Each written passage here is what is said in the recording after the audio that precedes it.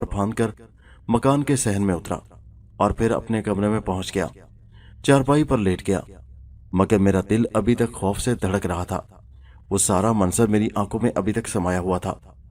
मुख्तलिफ ख्यालात मेरे जहन में उभर रहे थे। फिर कभी मेरा जहन नवाब शमसुद्दीन की बेटी बाहर की तरफ चला जाता।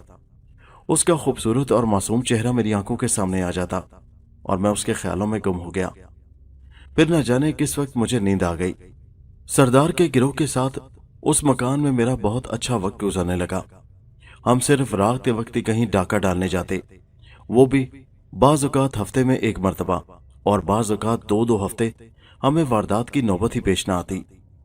लूट का माल काफी इकट्ठा हो गया था, इसलिए हमें इखराजात की कोई परवाह न थी। सरदार निहायत ईमानदारी के साथ सारा माल गिरोह के साथियों में तकसीम कर देता। सरदार दिल का बड़ा अच्छा था। फिर मुझे सरदार के गिरोह के साथ इस काम में लगे हुए कुछ और वक्त गुजर गया।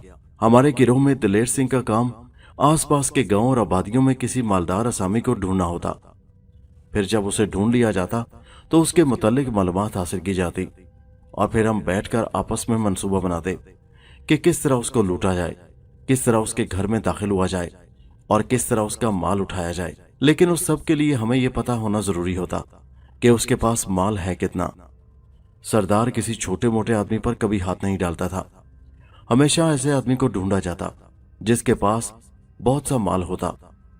उन्हीं दिनों हमें खबर मिली कि पास के एक कस्बे चंदनपुर में एक बनिया था जिसका नाम नाथूराम था। उसके पास बहुत सा माल इकट्ठा हो चुका था। सुनने में आया था कि वो लोगों को बड़ी बड़ी जालिमाना शराइत पर रकम सूद पर दिया करता और उनसे खूब माल बनाता। हम लोगों ने मंसूबा बनाया कि हम उसके घर डाका डालेंगे और उसे कंगाल करके छोड़ेंगे। सरदार वैसे भी उन अमीर जातों से बहुत नफरत करता जो गरीबों पर जुल्म ढाते थे। सरदार गाहे बगाहे किसी गरीब की मदद भी कर दिया करता, चाहे वो इस लूट के माल से ही क्यों ना होती। मगर सरदार कहता कि हमारा दिल मुतमईन है, हम गरीबों से माल नहीं लूटते बल्कि अमीरों से लूटकर उन्हें गरीबों में तकसीम करते हैं, अपनी जरूरत के मुताबिक रख लेते हैं और बाकी माल हकदारों को दे देते हैं। नाथूराम के घर डाके का मंसूबा हमने तरतीब दे दिया था, मगर इत्तफाकिया रहीमे की कुछ तबीयत खराब थी, इसलिए सरदार, मैं और दलेर सिंह वारदात पर जा रहे थे। सरदार की आदत थी कि अगर एक मंसूबा तरतीब दे लिया जाता तो उसे किसी सूरत टाला नहीं जाता था। रहीमे को घर पर आराम करने का कह दिया गया और हम तीनों इस वारदात पर जा रहे थे। चंदनपुर बहुत ज्यादा बड़ा कस्बा नहीं था, आसपास ज्यादातर खेत फैले हुए थे। अब मेरे पास एक अदद बंदूक भी होती। दलेर सिंह की अब मेरे साथ पहले जैसी दुश्मनी नहीं थी, बल्कि अब वो मेरा दोस्त था, क्योंकि उसे मालूम हो चुका था कि मैं उनके गिरोह का बाकायदा हिस्सा बन चुका हूं। रहीमा तबीयत खराबी की वजह से उस रात मकान पर ही था। मंसूबे के मुताबिक मैं, दलेर सिंह और सरदार, हम तीनों नाथूराम के घर वारदात पर तैयार थे। आधी रात के वक्त हम तीनों अपने घोड़ों पर सवार अपने मखसूस लिबास में निकल पड़े। रहीमे की अगरचे तबीयत खराब थी, मगर उसकी जिम्मेदारी थी कि वो हमारी वापसी तक हमारे इंतजार में जागता रहे और चौकन्ना रहे। हम तीनों घोड़ों पर सवार होकर चंदनपुर की तरफ अपने घोड़े दौड़ाने लगे।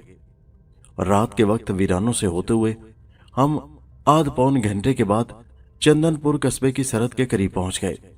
खेतों और वीराने पर एक अजीब सी वहशत छाई हुई थी, मगर हम डाकुओं का काम ही रात के वीरानों में होता था, इसलिए हम ऐसे वीरान जगहों से डरते नहीं थे।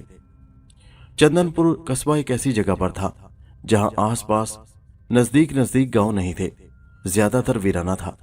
यहाँ के लोग ज्यादातर खेती बाड़ी और मवेशी चराने के पेशे से वाबस्ता थे। नाथूराम दौलत के लिहाज से इस गांव के जिम्मेदारों के हमपल्ला था। उसकी पूरी तफसील सरदार ने हासिल कर ली थी। नाथूराम के पास सूद की बहुत बड़ी रकम जमा थी। चंदनपुर कस्बे के मकानात दूर से दिखाई देने लगे। कहीं कहीं मध्यम से बल्ब जल रहे थे, जिनकी रोशनियां दूर से टिमटिमाती दिखाई दे रही थी। हम थोड़ी ही देर में चंदनपुर कस्बे में दाखिल हो गए और फिर हम नाथूराम के हवेली नमा मकान के सामने थे, जो पूरी शानो शौकत से खड़ा था। हम तीनों ने अपने घोड़े उस हवेली नमा मकान की पिछली दीवार के साथ खड़े कर दिए। दलेर सिंह की जिम्मेदारी थी कि वो तीनों घोड़ों के पास खड़ा रहता और आसपास की खबर रखता और चौकन्ना रहता, और मुझे और सरदार को उस हवेली नुमा मकान के अंदर उतरना था और माल का सफाया करना था। हवेली की दीवारें निस्बतन ऊंची थी और उन पर चढ़ना इतना ज्यादा आसान नहीं था। कहीं एक दो घरों से कुत्तों के भौंकने की आवाजें भी आ रही थी। मुझे मालूम नहीं था कि ये मेरी जिंदगी की सबसे बड़ी भूल थी, क्योंकि आज मैंने मौत को अपने करीब से देखा था। दलेर सिंह ने नाथूराम की हवेली की सारी मालूमात हासिल की थी, मगर यहीं उससे चूक हो गई। उसको ये मालूम ना हो सका कि नाथूराम के घर पर दो निहायत चालाक और चौकन्ने नौकर थे जो पहरेदार भी थे।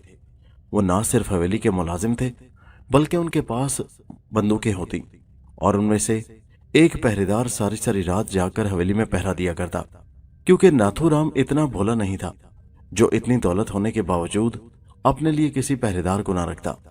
मगर दलेर सिंह ये ना जान सका था।